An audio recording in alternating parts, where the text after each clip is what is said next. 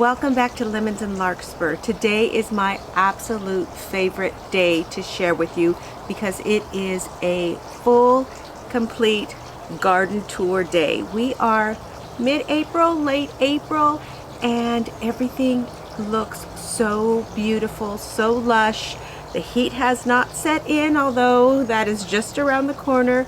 Right now we are still enjoying the romanticness, is that a word? Of just those late spring days for us here in Zone 9B. Everything for spring, that is the ranunculus and the pansies and all of the trees that are just coming into their leaves are at their finest. So I'm excited to share that with you.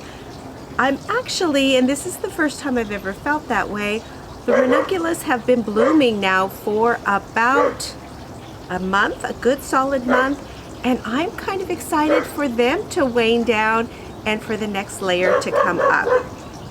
So with that being said, let's go ahead and get started with this tour. If you have not hit the subscribe button, I'd love to have you do that.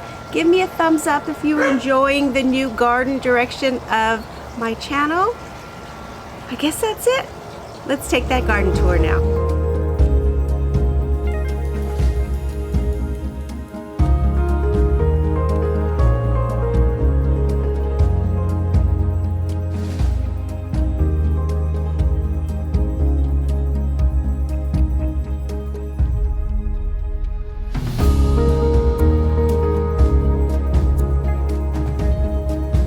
Welcome to my second spring full garden tour of 2023.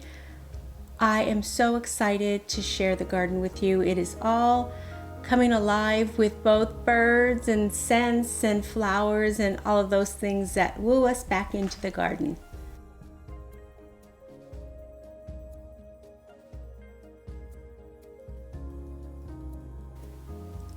Let's go ahead and start with the shade garden. As you can see, it's really starting to fill in. In fact, it's hard to see what's in here anymore. The nasturtium has finally started to bloom, but I still have in there, lamb's ear and hydrangeas and all kinds of other things that still haven't come into their own. So that will be probably in May. As we move into the perennial garden, the Jupiter's beard has really taken off. This is the second year for it, and it's actually larger than what I thought it was going to be, and I will have to make a decision whether I need to move it or not. But for this year, it can stay.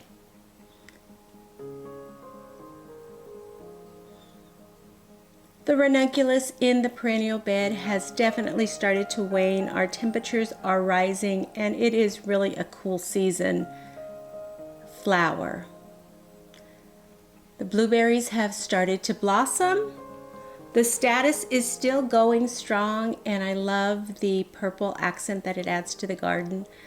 The boxwoods are doing well. I did buy one replacement.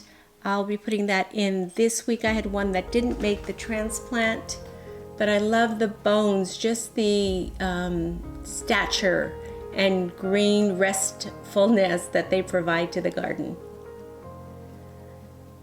The foxglove have shot up everywhere in the garden. Next month, May, will be their turn to shine.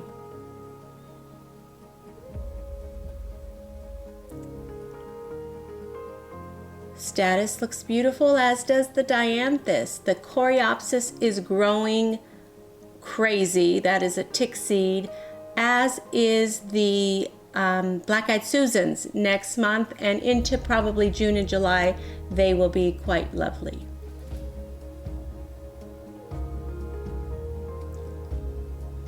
The roses are about 2 weeks to a month early for their bloom.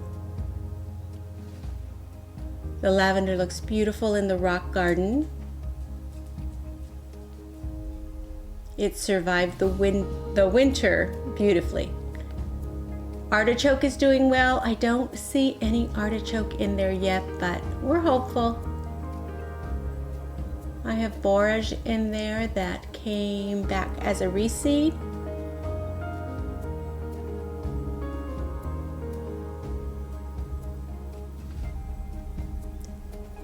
There are Shasta daisy in here again, probably July before they start to bloom, and the last of the ranunculus in this section of the garden. Take a look at the size of these foxglove. These are the second year, and there are multiple blooms on several of these plants.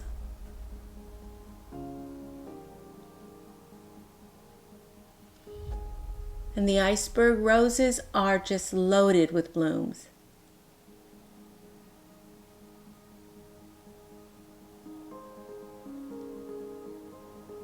That is a salvia that I just kind of stuck in an empty space that I have, and it seems to be very happy there. Columbine has just started to bloom.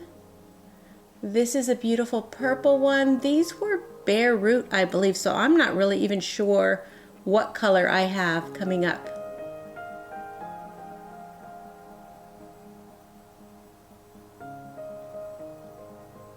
And these petunias, wow, what a show they are putting on.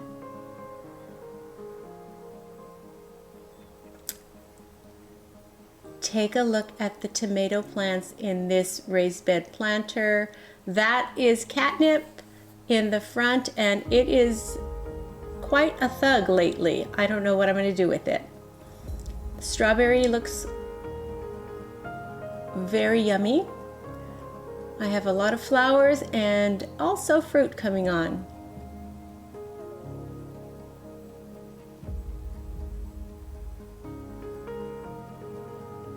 I've started to train the tomatoes on this trellis. There's more of that red salvia. The pink jasmine, I think, peaked in bloom about a week ago. It still smells wonderful, but it is starting to fade.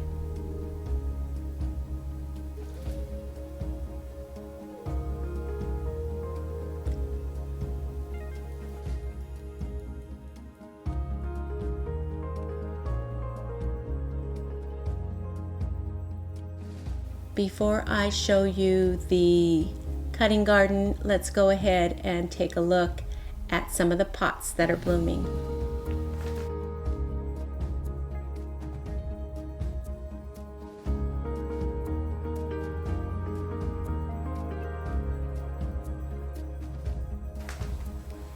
This pot is a mixture of verbena and petunias, and I found it in the bargain bin at Lowe's. I guess it didn't look very well after the frost, so I snagged it at 50% off, and once the sun came out, it's doing marvelously. The lavender is looking as beautiful as ever. Anemones are just about done. I'll have to replace those with something else here in the next week or so. This Climbing Eden rose was bare root last year. It's really putting on growth, and there are so many rosebuds on it. I cannot wait to see what it looks like because it didn't bloom at all last year. Okay, now let's take a look at the cutting garden. Ranunculus is just about done, but if you look closely, there are so many poppies and bachelor's buttons and snapdragons and sweet William, foxglove. I think there's even some hollyhock in there, and larkspur that are just waiting their turn in the wings, and they will be what we are cutting in May.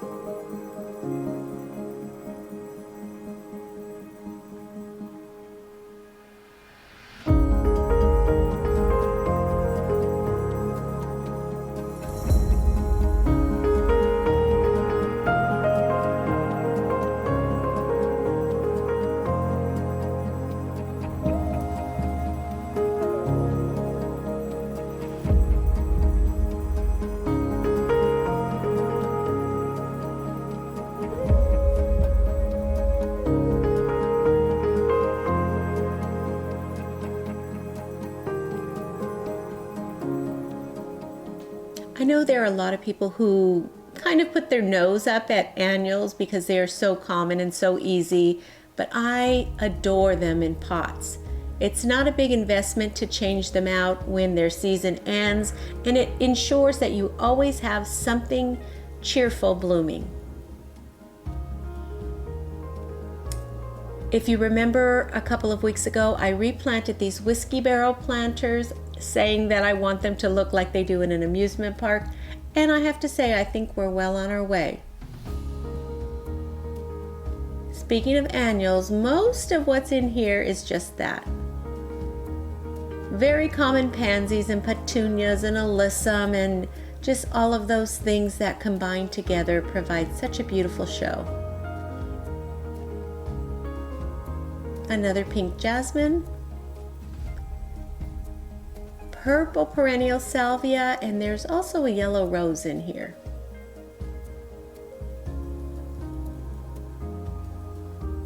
Another rose bush, and dare I say more petunias.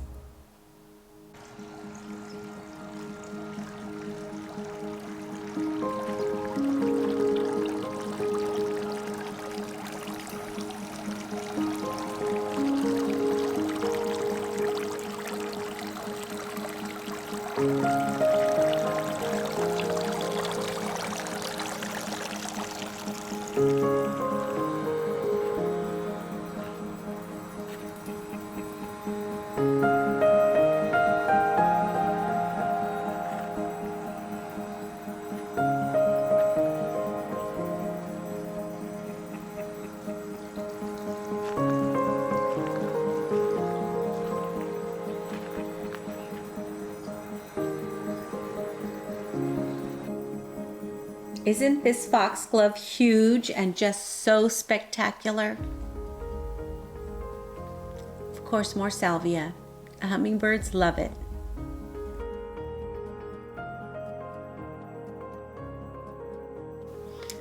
Grow towers are looking good. The strawberries are definitely filling out. I need to replace a few things in this cool season lettuce grow tower, but I will get to that.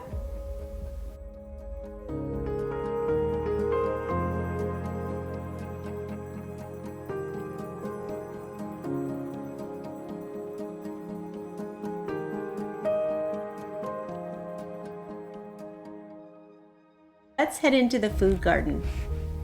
The celery is still going strong.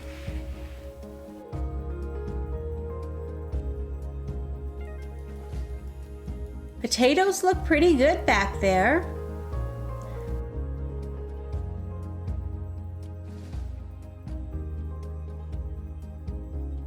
That is zucchini.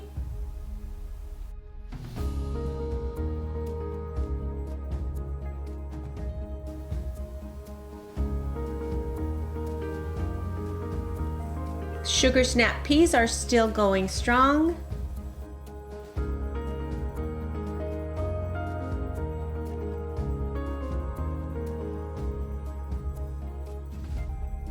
The onions and the garlic still have another month or two, probably not till early June when I harvest them. And then I will amend the soil and replace that with probably more tomatoes.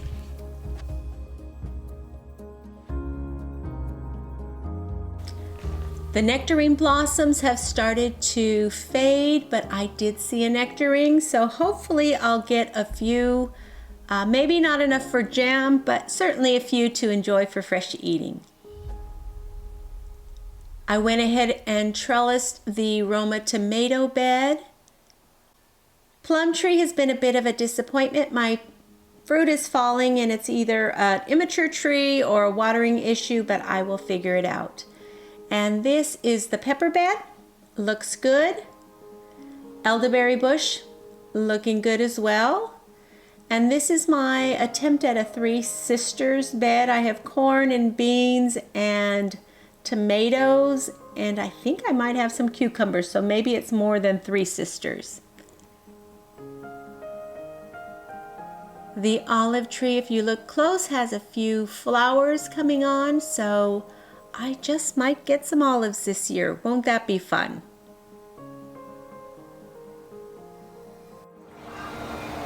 So that's our garden tour for the third week of April 2023.